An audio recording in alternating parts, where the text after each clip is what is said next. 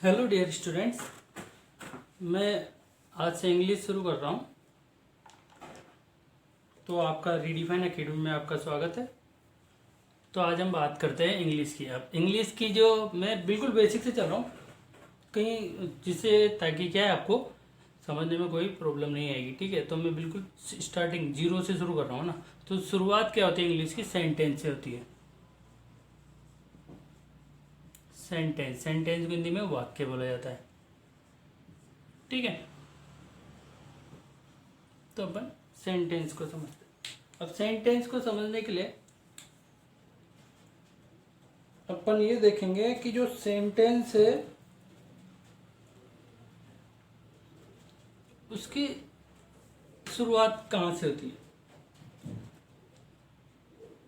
तो सेंटेंस को की जो सबसे छोटी इकाई होती है वो होती है लेटर। इंग्लिश में सबसे छोटी इकाई होती है, यूनिट होती है लेटर। लेटर लेटर आप जानते ही हो, अल्फ़ाबेट बोला जाता है जिसको A to Z। ठीक है, ये टोटल 26 होते हैं। ठीक है, जिसके अंदर वोवल आते हैं। जिसके अंदर क्या आता है? वोवल। वोवल मतलब स्वर। और कॉन्सोनेंट, वोवल होता है AEIOU। और जो बाकी जो कॉन्सोनेंट होते हैं उसको व्यंजन बोला जाता है। व्यंजन, उसको बोला जाता है स्वर, वोवल। जो बाकी बच गया AEIOU को छोड़कर A to Z में, वो कॉन्सोनेंट के अंदर आ जाते हैं। ठीक है, अब लेटर से क्या बनता है? वर्ड बनता है। ठीक है, वर्ड का मतलब क्या होता है? शब्द। ठीक है, तो वर्ड वर्ड कैसे बनता है? मैंने क्या किया, लेटर से ही मैंने बोला वर्ड बनता है। तो मैंने क्या किया, इसके कुछ वर्ड ले लिए। जैसे मैंने एक तो ई ले लिया और एक एन ले लिया और एक पी ले लिया, मान लो, है ना। ठीक है, ये इसी के अंदर का पार्ट है। तो मैंने क्या किया, इससे कोई शब्द बनाने की कोशिश की। ENP, NEP और एक PEN। अब मैं देखता हूँ कि इनमें से जो वर्ड है उसका मीनिंग किसका सही है। ऐसा कोई वर्ड अपन ने पढ़ा नहीं है, ऐसा भी कोई वर्ड पढ़ा नहीं है। लेकिन पेन पेन जो कलम होता है उसके बारे में अपन जानते हैं। तो वर्ड की क्या खासियत हुई? वर्ड की ये खासियत हुई कि जो भी लेटर बनेगा, जो भी लेटर होगा जिससे अपन को वर्ड बनाना है, उसका एक मीनिंग होना चाहिए। ठीक है, तो वर्ड हो गया मीनिंगफुल यूनिट ऑफ लेटर्स। क्या हो गया? Meaningful unit of letters. Meaningful unit of letters, क्योंकि लेटर से बन रहा है। मतलब जो लेटर्स से जो लिए जाएंगे, उनका जो भी वर्ड बनेगा उसका एक अर्थ होगा। तो अर्थ मतलब मीनिंगफुल यूनिट ऑफ लेटर्स। अब जो वर्ड है, वर्ड से बनता है एक फ्रेज। फ्रेज फ्रेज होगा, मतलब अब मैंने बोला जो वर्ड है वो लेटर से बना है, तो फ्रेज क्या बनेगा? वर्ड से। अब वर्ड वर्ड का मतलब मीनिंगफुल होना चाहिए। ठीक है, तो फ्रेज होगा group of words without complete meaning.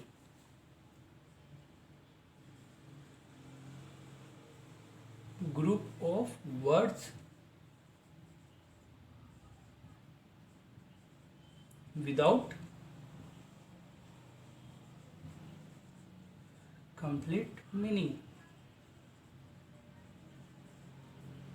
तो ये होता है अपना फ्रेज। मतलब ये हो गया कि शब्दों के समूह होगा। ग्रुप ऑफ वर्ड्स मतलब शब्दों का समूह। लेकिन ये क्या है? विदाउट कंप्लीट मीनिंग है, मतलब इसका कोई कंप्लीट मीनिंग नहीं होगा। जैसे मैंने बोल दिया कि मैं रात को मैं रात को, बस पूरा मतलब वर्ड तो है लेकिन पूरा सेंस नहीं है। तो क्या होता है, फ्रेज से बनता है एक नया वर्ड क्लोज। क्लोज, अब क्लोज होता है वो भी ग्रुप ऑफ वर्ड्स होता है, लेकिन ये क्या देगा, कंप्लीट मीनिंग देगा। मतलब group of words with complete meaning.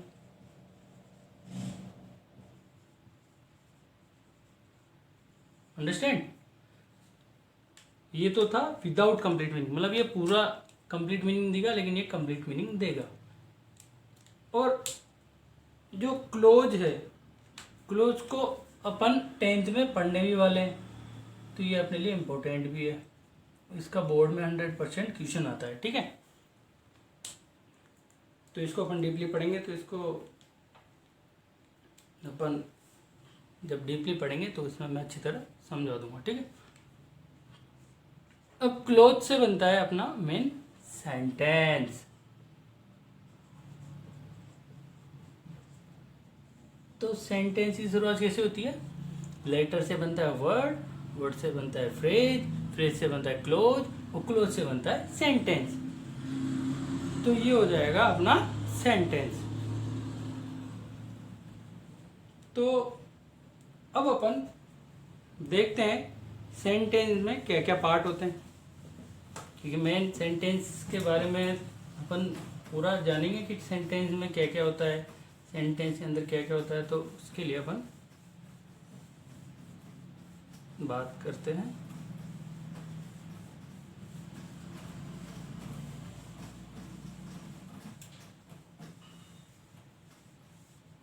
तो देखो, अब सेंटेंस के अंदर आता है, हाँ तो अपन पहले सेंटेंस की डेफिनेशन लिख लेते हैं, ठीक है। तो लिखो, सब लिखो। A group of words, a group of words मतलब शब्दों का समूह, which give us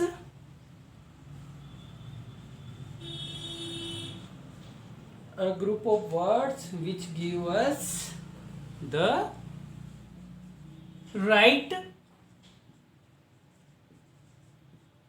meaning,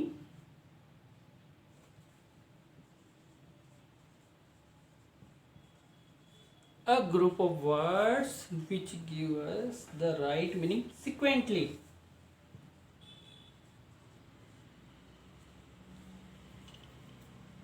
Sequentially, and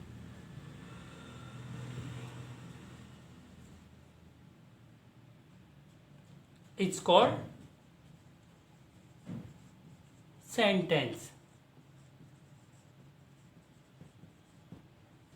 A group of words which give us the right meaning sequentially is called sentence.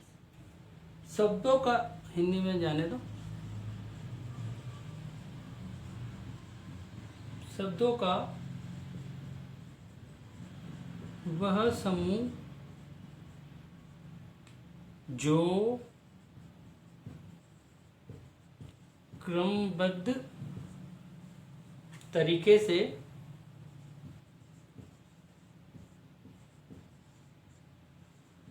सही अर्थ देता हो, क्रमबद्ध तरीके से सही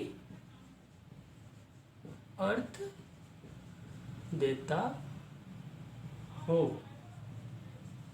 वाक्य कहलाता है। अब आप पूछोगे सर ये सिक्वेंटली क्या है, और तो आ गया बस सिक्वेंटली नहीं है बेटा। सिक्वेंटली होता है क्रमबद्ध, मतलब क्रम में। जैसे आपसे बोला, मैंने बोला फॉर एग्जांपल समझ लेते हैं सिक्वेंटली का क्या इंपॉर्टेंट रोल है।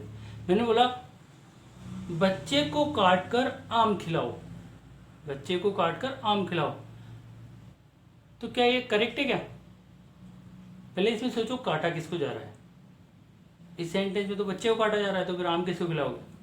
तो इसलिए आम को काट कर बच्चे को खिलाओ, आम को काट कर बच्चे को खिलाओ। तो ये सीक्वेंस सही है, क्योंकि मीनिंग तो उसमें भी एक एक वर्ड की सही है, लेकिन करेक्ट सीक्वेंस ये होना चाहिए। जैसे कि बच्चे को उबाल कर दूध पिलाओ, अब उबाला किसको जा रहा है?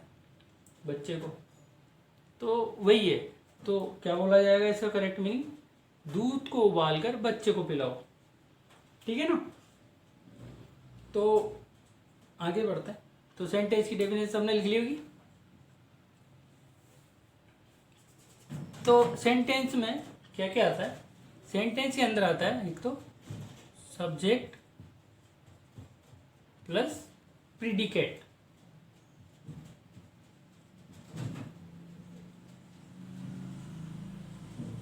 सब्जेक्ट प्लस प्रीडिकेट, तो ये सेंटेंस का पार्ट होता है। सेंटेंस का फॉर्मूला इसी से बनता है। अब प्रीडिकेट क्या होता है? सर हमने सब्जेक्ट के बारे में तो पढ़ा है, लेकिन प्रीडिकेट के बारे में नहीं, तो हम प्रीडिकेट के बारे में बताते हैं। तो प्रीडिकेट बनता है वर्ब प्लस ऑब्जेक्ट से। ठीक है? अब जो वर्ब भी अपन को और आगे डिवाइड करती है, एक तो हेल्पिंग वर्ब और एक मैन वर्ब। ठीक है?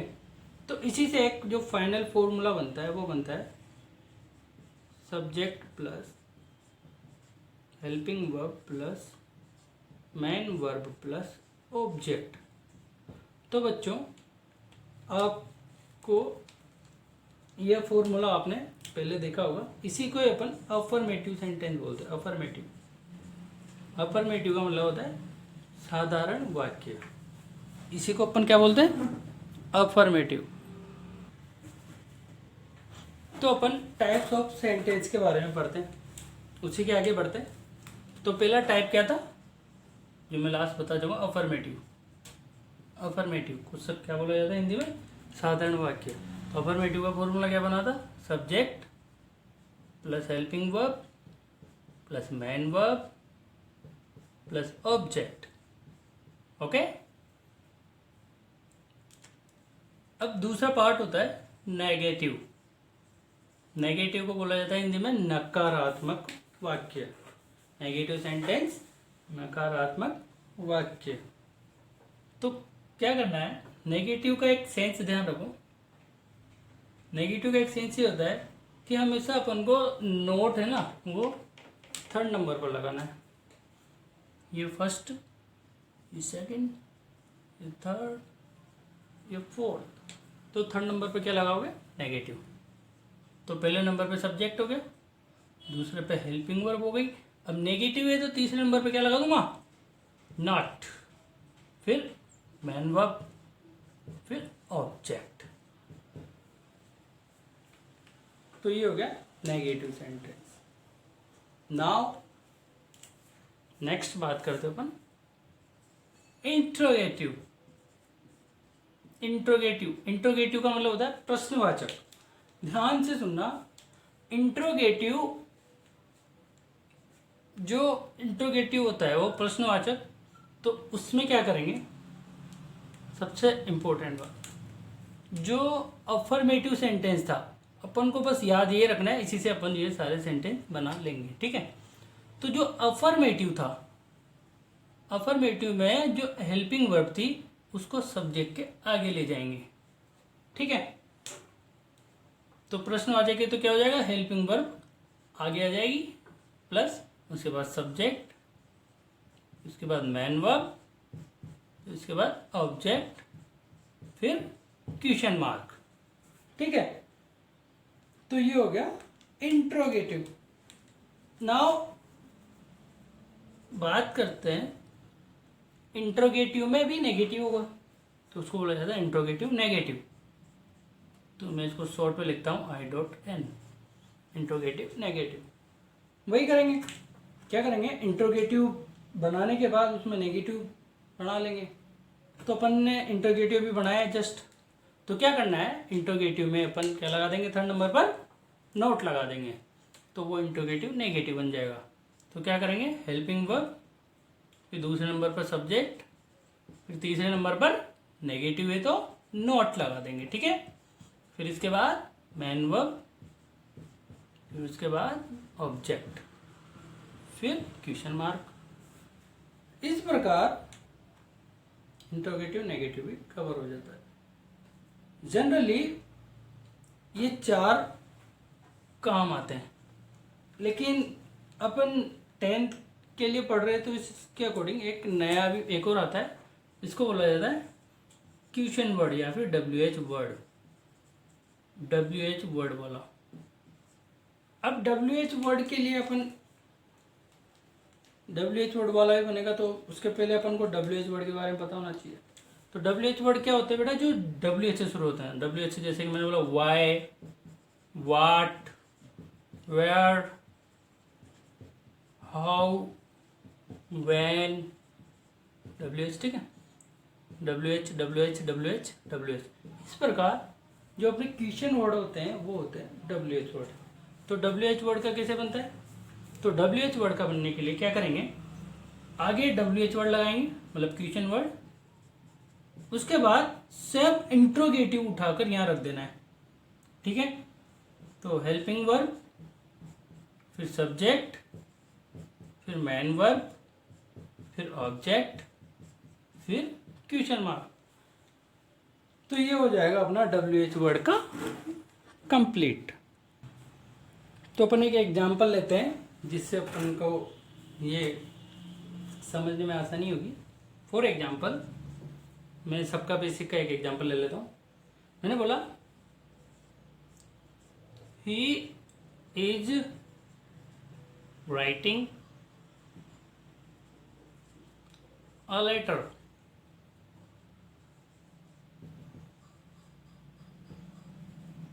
वह एक पत्र लिख रहा है।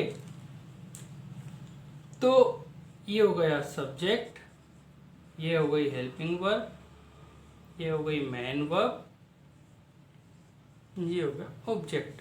तो subject plus helping verb plus main verb plus object, ये किसका दिख रहा है, subject helping verb main verb object, subject helping verb main verb object. तो ये किसका है, ये अफर्मेटिव का एग्जाम्पल है। तो इस प्रकार अब सब्जेक्ट क्या होता है, हेल्पिंग वर्ब क्या होती है, मेन वर्ब क्या होती है, ऑब्जेक्ट क्या होती है, अपन इसको जानते हैं, इसके बारे में पढ़ते हैं।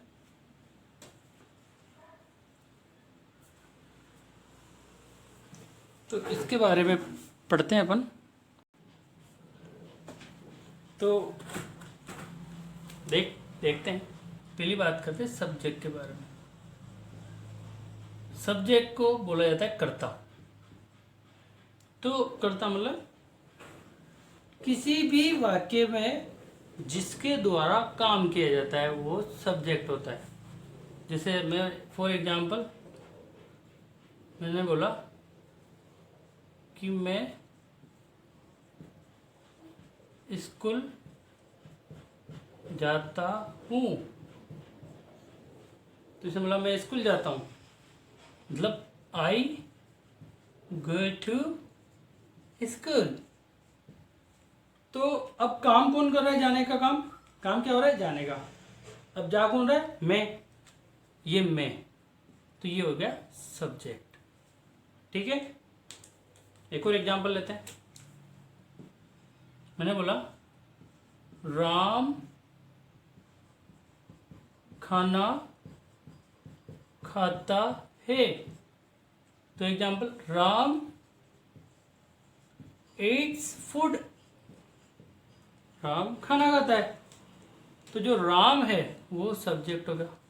अब आप बोलोगे सर हमें हिंदी से इंग्लिश बनाने में प्रॉब्लम होती है, तो बेटा इसकी भी टेंशन मत लो, इसकी भी मैं आपको समझाऊंगा कैसे बनते हैं। तो आप बेसिक पढ़ो अभी तो आप जानो सब्जेक्ट क्या होता है, सब्जेक्ट फिर हेल्पिंग वर्ब फिर मेन वर्ब। इस प्रकार मैं आपको बेसिक से आपका बेसिक स्ट्रॉन्ग करूंगा, तो इससे आपको ज़्यादा प्रॉब्लम नहीं होगी।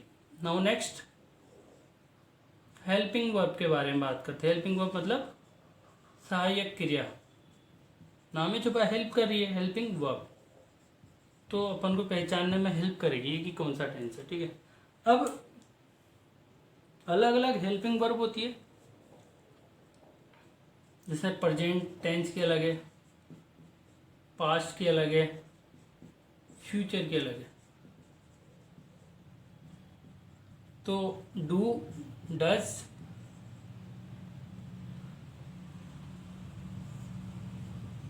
Is, am, are, has, have, ये आ गया डिड, यहां पर आ गया वाज, वर, और यहाँ पे आ गया हैड। तो ये सब बेटा एक हेल्पिंग वर्ब होती है। ठीक है, फ्यूचर में आता है विल, शैल। तो ये अपनी हेल्पिंग वर्ब होती है। ठीक है, आपको ध्यान रखना है कि ये सब अपने हेल्पिंग वर्ब होती है। ठीक है, नाउ अब मेन वर्ब के बारे में बात करते हैं। मेन वर्ब होती है मुख्य क्रिया, मुख्य क्रिया। ठीक है, फॉर एग्जाम्पल मैंने बोला वह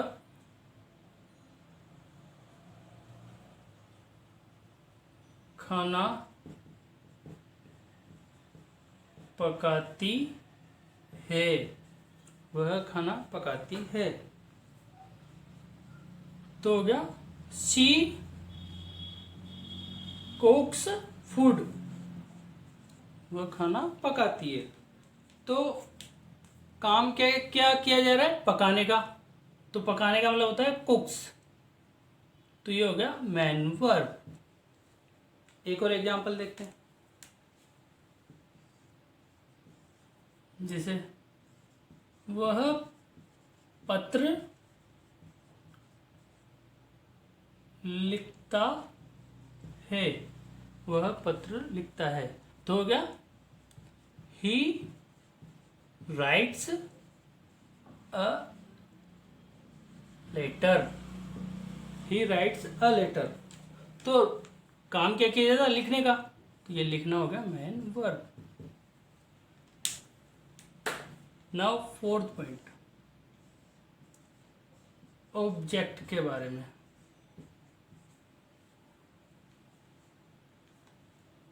अब ऑब्जेक्ट क्या होता है इसके बारे में देखते हैं। जैसे फॉर एग्जांपल लेते हैं, मैंने बोला वह पत्र लिख रहा है। तो ये हो गया he is writing a letter. तो ध्यान से समझना इसको। तो ऑब्जेक्ट क्या होता है? सब्जेक्ट के द्वारा वर्ब के साथ मिलकर जो किया वो क्या होगा? ऑब्जेक्ट। सब्जेक्ट के द्वारा वर्ब के साथ मिलकर जो किया, अब ये दोनों वर्ब है, ये हेल्पिंग वर्ब है, मेन वर्ब। तो सब्जेक्ट के द्वारा वर्ब के साथ मिलकर जो किया गया वो क्या हो गया? ऑब्जेक्ट। ठीक है, तो आई होप स्टूडेंट्स आपको ये वीडियो अच्छी लगी होगी। तो अगर वीडियो अच्छी लगी हो तो लाइक करें, चैनल को सब्सक्राइब करें। हमारा द रेडिफाइन एकेडमी यूट्यूब चैनल, इसको आप सब्सक्राइब करें। और अगर आपको कहीं डाउट हो तो कमेंट करें कि सर मुझे इस जगह पे डाउट है, तो मैं आपको इस चीज़ों को समझा दूंगा। ठीक है, तो अपन इसके बारे में नेक्स्ट बात करेंगे, अगला parts of speech. Now thank you.